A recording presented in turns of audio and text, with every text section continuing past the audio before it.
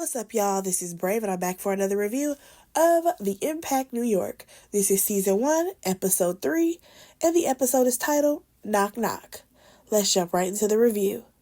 So they do this quick video montage that they do on the top of every episode. Don't really care about what was going on there. Let's start off at Dream's event, okay?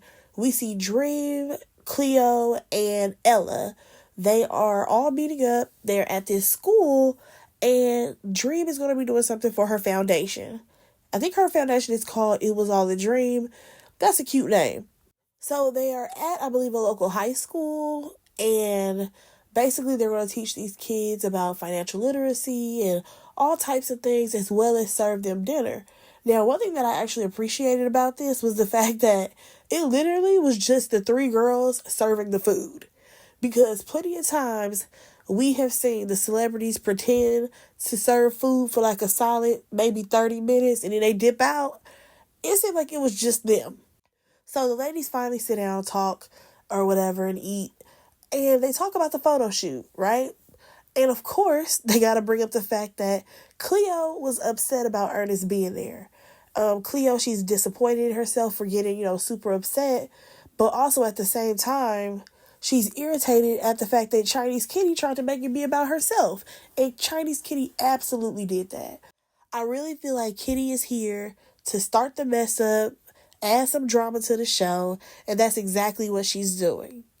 So as Cleo is going further into this conversation, she talks about the fact that, when it comes to this stylist, first of all, this is a situation that happened years ago, number one. Number two, he needs to give her money back. And number three, at one point, he was supposed to be styling Cleo, but on that same day, I guess he dipped out on Cleo and still went to go style Kitty. So yeah, Ernest, you got some shaky business ways.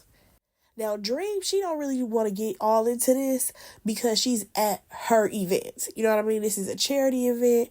She don't need all that drama and stuff around her at the moment. So, I guess they ended up finishing out that event because we saw Dream Doll. She said a few things on the microphone and then she was taking photos with students. All right, moving on. We go on to Chinese Kitty. She is meeting up with a jeweler. Now, of course, we have to suffer through her and Ernest yet again because, again, she won't go anywhere without this man. They talk about the fact that her and Dream, now they're sort of kind of cool or whatever. And, of course, we got to circle back to the fact that Cleo was very upset at that photo shoot that Ernest was there. Now, what's crazy to me is the fact that Ernest, as well as Chinese Kitty, have the same thought process. That basically now this has become a Kitty issue, as if Cleo is attacking Kitty for being friends with Ernest. No, that ain't why she's going after you. It's the fact that she knows that you purposely brought this man around to cause drama. When you first met her, you had to bring up their situation. Kitty, you're messy, and you keep involving yourself, and then have the audacity to make it seem like Cleo is grouping you in, and that is not the case at all. So she decided to switch gears and tell us about her home life, you guys. So there seems to be a bit of an issue when it comes to her son, and the issue is that her son is always with her mother, right? Because Chinese Kitty is out here being a rapper. Like, girl, I get it that you want your child to always recognize you as the mom, but be so for real with yourself. Your mother is not only playing grandmother, but also the mama, okay? Because if she got that boy 85% of the time, while you are out here acting like a father who only gets that child every other weekend, girl, be so for real. I can understand why your child is confused. Like, I'm sorry. The older I get, and the more that I see people interact with their children, especially when they are out here chasing their dreams, I gotta give them a side eye because you can absolutely make time for your child. The same way that y'all be making time for these niggas, you need to be putting that time with your child. How about that? Like, I'm sorry, I just really don't feel bad for Chinese Kitty because she over here sitting up acting like she is a real poppin' ass artist, and she really not. And I don't know, something about this, it's giving off the vibe that like she's trying to blame her mom probably for her son reacting to her the way that he does because, he thinks that she's like the second mom and not the first. And I'm just like, no, your mom is just the only one around. When kids do not have their parents around, a lot of times they are reactive, they have attitudes, because they are yearning for the attention of their parents. So now he's probably gotten accustomed to always being with his grandmother. I don't understand how you can blame her for that when you're the one who keeps leaving him there because you got to do whatever you're doing as an artist. But I digress. So she wants to have a family dinner and have a conversation with her mom. And I'm like, does that conversation include that you're going to have your son more? Because if it doesn't, what the hell are we talking about? But let's go ahead and move on. So we see Ashley and her mama, and they go cake shopping or whatever because Ashley has a single release coming up, and she wants to have cake there. All right, cool. So as they're there, her mom tells her how she wants her to be focused on like specific songs or whatever because nobody is helping Ashley with this music stuff. So if there's no one that's like managing her or keeping her in line, it sounds like Ashley may get a little distracted. Now, as for Bernice, she ends up asking her daughter like, oh, who's coming to the single release? And the first person that this girl names is her dad. And her mama is like, so do you think he actually gonna show up? So you can clearly tell that Bernice and that man probably still are not in the best place, okay? Even though their child is grown. So Ashley goes on to talk about how, she's hoping that he's going to show up and how her feelings might be hurt if he doesn't. And her mom is like, why would your feelings be hurt? And I feel like her mom felt that way because it's like, girl, this man has been disappointing you your whole life. So don't let your big moment be completely outshined by him not showing up and doing what he's supposed to do to support you. Because at the end of the day, it is your moment. And her friend ends up chiming in about how, like, her dad is the same way, completely MIA. He got a whole other family that he lived with, and he, claims those kids, but he doesn't claim her. I'm just like, you know what? These trifling ass daddies out here. My God. But nonetheless, Bernice basically tells her daughter that, she can't be getting mad over little stuff, and that's her holding a grudge. And I'm just like, Bernice, what the hell are you talking about? That is not the wordage that should have been used. What you should have said was, I don't want you holding on to that and him not showing up and letting that, take over your emotions while you should be celebrating. I feel like those were the words that she should have chose. Also, I don't even think it's her holding grudges. I think it's more so she would be disappointed that her dad agreed to something and then he didn't show up yet again. But let's go ahead and move on, you guys, because we get to Malini. She's at a dance class. I said, oh, okay, girl, bust you some moves. And come to find out, she actually has a degree in dance. So after she's done dancing, she actually talks to her sister who took the class as well. And they talk about the fact that her boyfriend, fiance, whatever he is, he ain't being supportive, okay? He is upset with the fact that this woman is getting opportunities without him. And because she wants to bloom and she wants to grow in different avenues, he ain't ready for that. Nor is people asking for that. So he feeling some type of way. That man is in his feelings because you are going to outgrow him, girl. He can see it. He knows that you have a shining light on your life. And at the end of the day, either he's going to try to drag you down to stay with him where he is, or he's going to get on board and support you. But hell, according to the sister, he was never even that type of guy to begin with. So, like, Malini, what's going on here, girl? Now, y'all, let's go ahead and move on to this next scene. So, we actually get to Ashley's party. Everybody shows up for her. Everybody's having a good time. The song sounds good. And things go south a little bit.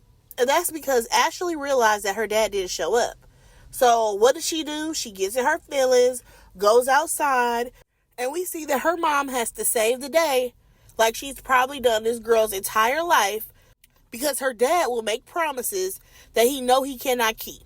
Like, sir, why would you say that you're going to come knowing damn well that you're not going to show up? Like, you are continuing to be a disappointment in this girl's life. And, like, I get it. She's upset about it. But I do understand where her mom is coming from when she was like, yo, you got to let him go. And I think that's a lot of kids. Sometimes y'all got to let these parents go because they're just never going to be who you want them to be. All right, so now we have Malini. She is going on a date with her boyfriend, Chiclet.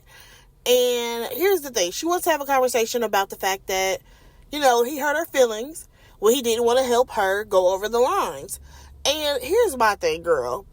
When you asked him if he may have been a little bit jealous, and he was like, yeah, that may be, it is, okay? He's definitely jealous because there are more opportunities coming your way than, you guys working together or just his way. But I will say I did like the fact that he said that, he can be a little bit more compassionate.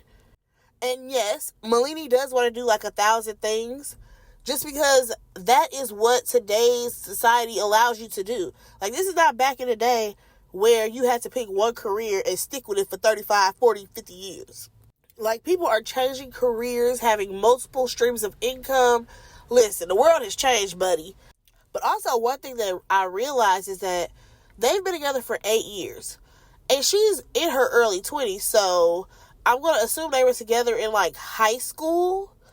And I've noticed that a lot of Latinos, like, they will, like, meet their partner in, like, middle school, high school, and they will stick it out together. And the only thing about that is that sometimes when you are still with that person that you've known since you were in high school or middle school or wherever, like, it doesn't really give you the space to breathe and grow. And I'm talking like personal growth, just because that person is accustomed to you being a certain way. So when you try new things or do things that are out of your norm, they're like, what the hell is wrong with you? What is going on with you? Because that's not who I used to know. You know what I mean? But nonetheless, they seem to be on a good foot. Let's go ahead and move on. So in this next scene, you guys, we have Chinese Kitty. She's going to have dinner with her mom or whatever. And keep in mind, her mom brought her son to the house. And one thing I will say is, why do black people always want to give their kids these goofy-ass nicknames that shouldn't be said out loud? Like, why do we call our children Stinker Butt, Stinker, Pooter? Why do we do that? Because that shit really ain't cute. But nonetheless, so we get Chinese Kitty talking about her relationship with her son, right? Because she is now off tour, so she has time to spend with him. And she talks about how, every time she sees him, she lights up, and how, their bond is inseparable. Girl, you find every reason to leave your child because you're working. How are y'all inseparable? Are you trying to convince yourself that you're a good mom? Okay. So, as Kitty and her mom were talking, I was annoyed that they kept calling their child a baby. That child is 6 years old. He is not a baby. So, she ends up thanking her mom for always watching her child, right? And then her mom goes on to tell a story about how, the little boy had a friend come over, and the boy was like, oh, you have two moms. And what stood out to me in that situation is the fact that the grandmother never corrected it or said, like, hey, I'm actually his grandmother, number one. Number two, why is he calling you mommy? Like, why is he calling both of y'all mommy? That's a little weird. So I can see why the kids are confused. Because for her mama to respond and be like, yeah, and he's lucky to have two moms. I'm like, but you're not going to correct that? And please know, there's absolutely nothing wrong with kids having two moms. I'm just confused as to why the grandmother don't want to be the grandmother. Is it because that makes you sound like you're old? What's happening here? So, Kitty and her mom, they sit down and have a conversation about the fact that, she always get into it with people. And it's like, yeah, but it's your daughter's fault. Now, let's go ahead and circle back to what Kitty wants in life, though. Y'all, why did she sit up here talking about some? She thinks she ready to settle down and have another baby. Girl, you don't have time for this one. What the hell are you talking about? Like, just say I'm selfish. I want to have kids because I think that my kids come out cute. But I don't want to be a parent for real, for real. Because we already know that if you have another baby, you're probably just going to give it to your mom. And you're going to say, oh, well, my career. I got to go. It's my career. Stop playing. So then her mom, she makes reference to the fact that, you know, her son is going to gravitate towards whatever is stable because Kitty, she's working on her career. And I'm just like, yeah, because that means you're about to be mom number 1, grandma. And Chinese Kitty will be mother number 2. All right, y'all. So then we go over to Ashley, okay? She out here doing one of those videos where they be rapping in the middle of the street with a microphone. And her dad actually shows up to support her right here. Now, what got interesting to me was that he could support her here, but then once Bernice showed up, the whole energy shifted and things went a little weird. So after a while, they started like talking after she do her little performance thing or whatever. And some type of way, this turned into a, girl, I got 7 other kids I got to take care of. I can't only be worried about you. I said, girl, let your daddy go. Let that man go. Try to play daddy of the year to them other kids because for some reason, that man, first of all, he got a personal vendetta against your mama. Because the fact that when she walked up and he couldn't even speak and say hello, yeah, that's weird. That's number 1. Number 2, he seemed like he don't have no interest in really trying to be, you know, a parent. But also at the same time, Ashley, I need for you to realize that you're grown now. Really, the parenting stage is over. Like, there's nothing that he can really do for you besides provide advice and if you maybe need some, like, financial help. Like, I'm sorry to tell you, sweetheart, but he missed raising you. So you just gonna have to let that go.